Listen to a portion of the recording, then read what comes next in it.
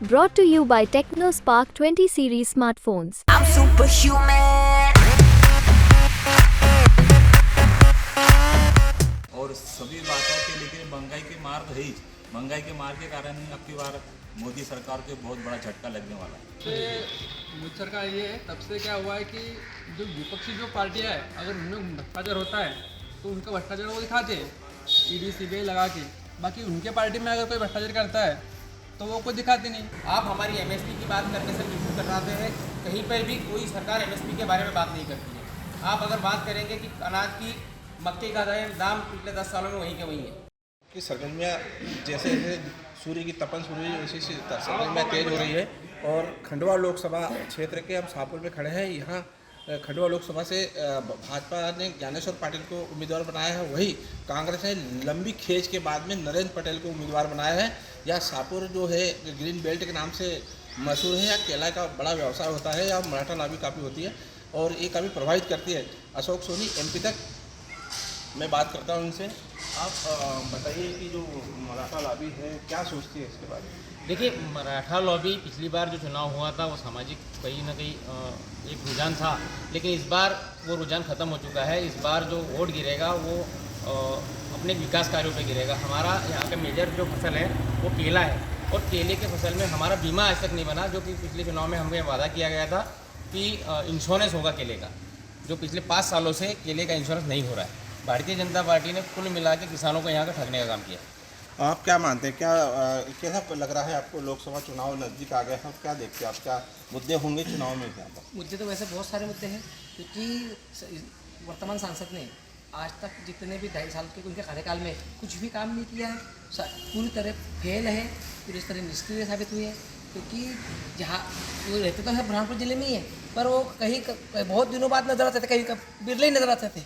कोई कहीं नज़र नहीं आए, कोई विकास नहीं किया कहीं। आज मैं तो कह रहा हूँ कि कोई काम ऐसा है कि वो मुझे दिखा दे बुरहानपुर ज़िले में कि उन्होंने कोई काम किया है। ये कहने का इनका मतलब है कि सांसद की निष्क्रियता का आरोप लगा रहे हैं कि सांसद कभी कभी दिखते हैं। आप युवा वोटर से आप क्या मानते हैं इस चीज़ को? भैया, पहली बार जब 2014 में जब मोदी जी आए तब उनने हमसे कुछ वादे किए थे कि बहुत हुई महंगाई की मार। अब की बार मोदी सरकार तो क्या महंगाई कम हुई 2014 के मुकाबले? अभी तक जब पेट्रोल क्या था, डीजल क्या था और अब क्या है, जब से मतलब डबल टिबल से अंतर हो गया है। महंगाई बढ़ती जा रही है, बेरोजगारी बढ़ती जा रही है। इसीलिए इस बार तो मेरे को चांस नहीं लग रहा है उनका। इस बार इनका कहना है कि मतदाता कहते हैं कि इस बार कोई चांस नहीं लग रहा है। मोदी सरकार ने जो वादे किए थे वो पूरे नहीं किए। महंगाई काफ़ी बढ़ गई है। आप क्या मानते हैं? पत्रकार भी हैं आप, क्या महंगाई वास्तव में बढ़ी है? क्या सोचते हैं? महंगाई तो वास्तव में बढ़ी है। महंगाई के मार से हर गरीब से लेकर अमीर तक सभी लोग परेशान हैं और महंगाई के कारण ही आम जनता को बहुत संकटों का सामना झेलना पड़ रहा है। हर चीज़ में महंगाई बढ़ती ही जा रही है। जितना टैक्स गवर्नमेंट आम जनता से वसूल कर रही है जीएसटी के नाम पर, इसके नाम पर, और सभी बातों के लेके महंगाई की मार तो है ही। महंगाई के मार के कारण ही अब की बार मोदी सरकार को बहुत बड़ा झटका लगने वाला है। मोदी सरकार को झटका लगने वाला है। हम बात करते हैं कि यहाँ जो केला होता है, जो विश्व ख्याति अर्जित करता है, केले की क्या दृष्टि है? किसान के नाते इनसे क्या बात करते हैं? आप बताइए, क्या किसान है आप? क्या केले का केला यहाँ पर किसान कितना संतुष्ट है सरकार से? ये केला यहाँ की मेजर फसल है। ये मतलब एक ग्रीन बेल्ट है, बहुत बड़ा ग्रीन बेल्ट है। यहाँ का केला विदेशों तक जा रहा है, लेकिन सरकार की ओर से या किसी जनप्रतिनिधि की ओर से यहाँ पर किसी भी प्रकार की फैसिलिटी किसान को नहीं दी जा रही है। किसान आज भी मतलब अपने आप अपने दम पर खड़ा है। यहाँ का किसान जो डेवलप हो रहा है वो खुद के बल पर डेवलप हो रहा है, न कि किसी भी प्रकार की राजनीतिक सहायता है। केले के ऊपर कोई राजनीतिक सहायता नहीं। हम बात करते हैं सिराज भाई, आप बताएं क्या सोचते हैं आप? कैसे क्या मुद्दे हो सकते हैं चुनाव में? चुनाव में मुद्दे ये है भैया कि शिक्षा रोड पर, छात्रा रोड पर इतने घोटाले चल रहे हैं। नगर पालिका से लेकर तो सांसद भवन तक इतने घोटाले हैं कि वो घोटाले को देखकर अगर कुछ मैं बोलना चाहूँ आपके चैनल के माध्यम से तो कहीं ना कहीं मेरे ऊपर कहीं आरोप ना लग जाए। लेकिन किसी शायर ने बोला है कि वो खजानों को रद्दी समझकर बेच डालेगा, चंदन को अगरबत्ती समझकर बेच डालेगा, और हमने हुकूमत दे दी उस चाय बेचने वाले को, वो भारत को चाय पत्ती समझकर बेच डालेगा। हुकूमत दे दी चाय बेचने वाले को रद्दी समझ के बेच देगा। क्या आप वोटर से क्या मानते हैं इस चीज़ को? क्या सोचते हैं आप? क्या आप बताइए। जब से मोदी सरकार ये है, तब से क्या हुआ है कि जो विपक्षी जो पार्टियां है, अगर उनमें भ्रष्टाचार होता है तो उनका भ्रष्टाचार वो दिखाते हैं ईडी सीबीआई लगा के। बाकी उनके पार्टी में अगर कोई भ्रष्टाचार करता है तो वो कोई दिखाती नहीं। अभी ताज़ा उदाहरण है इलेक्ट्रॉनिक बॉन्ड का, वो सीधा साधा कमीशन वाला काम है वो। अब फिर भी वो कोई मतलब दिखा नहीं रहा उसको कोई। अब कोई अगर देखा जाए तो इलेक्ट्रॉनिक बॉन्ड उनने दिखा था जो कर किया था उनने अभी। अब उसके बारे में उन्हें दिखाना चाहिए।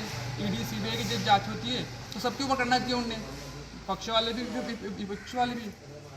ईडी की जो जांच होती है वो सब पे करना चाहिए, चाहे पक्ष का विपक्ष का, जो दोषी हो उसको कार्रवाई होना चाहिए। हम बात करते हैं, अब बताइए आप क्या सोचते हैं इस मैटर में? महंगाई के बारे में मैं ये सोचता हूँ कि अभी जो मोदी जी बोल रहे हैं 400 पार, पर 400 पार होने वाले 400 पेट्रोल जाएगा, 400 डीजल जाएगा और 400 सब चीज़ खाने की जो भी चीज़ है वो 400 के पार जाने वाली है। महंगाई के बारे में तो पूछो मत भैया। 5 साल रहने जो अभी सरकार को जो भी वोट देगा वो 5 साल पीछे जाएगा, आगे नहीं आएगा, पीछे जाएगा। मोदी सरकार को जो वोट देगा 5 साल पीछे जाएगा, आगे नहीं आएगा, इनका मानना है। आपका मानना है? मैं सबसे पहले कहना चाहता हूँ कि जो भारतीय जनता पार्टी की सरकार है वो मतलब जो रोजगार के नाम पर और विकास के नाम पर क्यों नहीं वोट मांगती है। वो जहाँ भी चुनाव में जाती है तो जातिवाद, धर्म, ये चीज़ छोड़ के राजनीति उनका कुछ गणित समझ में नहीं आ रहा है किधर जा रही है। पहले जो नेता थे रोजगार के नाम पे वोट मांगते थे, विकास के नाम पे वोट मांगते थे। अभी के नेता धर्म और जाति के नाम पे वोट मांग रहे। तो मेरे हिसाब से और भारतीय जनता पार्टी ने आज जो क्षेत्र के सांसद ज्ञानेश्वर पाटिल है उन्होंने 2.5 साल के कार्यकाल में आज तक कोई दो व्यक्ति को रोजगार नहीं दिया है मेरे हिसाब से। और जो हमारे सांसद थे पूर्व सांसद अरुण यादव जी, उन्होंने ताप्ती मिल को जो हमारे युवा को रोजगार दिया था वो बहुत उनका सराहनीय कार्य था। नेपा मिल को जो उन्होंने पैसे दिलाए थे वो भी उनका सराहनीय कार्य था। और ये जो सांसद ज्ञानेश्वर पाटिल है इन्होंने 1 रुपये का विकास नहीं किया है। 1 रुपये का विकास नहीं किया। बताइए आने वाले समय में क्या मुद्दे हो सकते हैं लोकसभा में, किस मुद्दे पे चुनाव हो सकता है? अभी अगर देखा जाए सबसे बड़ा मुद्दा बेरोजगारी का ही है, उसके ऊपर ही सरकार फेल हुई है। और जो बच्चे अपने इसके बच्चे के ऊपर जो पढ़ाई पे इतना खर्चा कर रहे हैं उसका उनको प्लेसमेंट नहीं मिल पा रहा है ना, उनको इतनी जॉब मिल पा रही है, तो वो क्या करेंगे आगे चल के?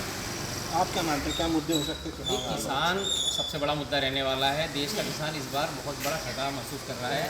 शाहपुर के किसान की मैं बात करूँ तो यहाँ इंश्योरेंस की व्यवस्था नहीं है। केले को इंश्योरेंस आज तक नहीं चालू किया गया, जबकि वो हर चुनाव में यही मुद्दा बोलते हैं कि हम अगली बार इंश्योरेंस चालू करने वाले। पूरे भारत में फसल बीमा है, प्रधानमंत्री अपना फोटो लगा के फसल बीमा दे रहे हैं, लेकिन जहाँ पर फसल बीमा किसानों को होना चाहिए वहाँ पर नहीं दिया जा रहा, क्योंकि यहाँ पे घाटे का सौदा महसूस हो रहा है। मतलब जहाँ मुनाफा है वहीं पे प्रधानमंत्री की फसल बीमा चलता है। अब अगर हम यहाँ की बात करें तो पिछले 10 सालों में 600 रुपये के पोटास को 1750 का कर दिया गया। ये किसान का सबसे बड़ा मुद्दा है। आप हमारी MSP की बात करने से बिल्कुल कतराते हैं, कहीं पर भी कोई सरकार MSP के बारे में बात नहीं करती है। आप अगर बात करेंगे कि अनाज की मक्के का दाम पिछले 10 सालों में वहीं के वहीं है। कपास का दाम रिवर्स आया है, 10,000 से 7,000 6,000 पे आ गया। लेकिन फर्टिलाइज़र के दाम की अगर बात करें आप तो 600 का 1700 का हो गया। DAP 800 रुपये की DAP 1450 की हो गई। मतलब फर्टिलाइज़र 4 गुना बढ़ रहा है और किसानों की लागत को बढ़ाया जा रहा है, लेकिन किसान का उत्पादन नहीं बढ़ रहा है। किसान की लागत को बढ़ाया जा रहा है लेकिन उसका उत्पादन नहीं बढ़ रहा है। आप क्या मानते हैं कि क्या मुद्दे हो सकते हैं चुनाव में?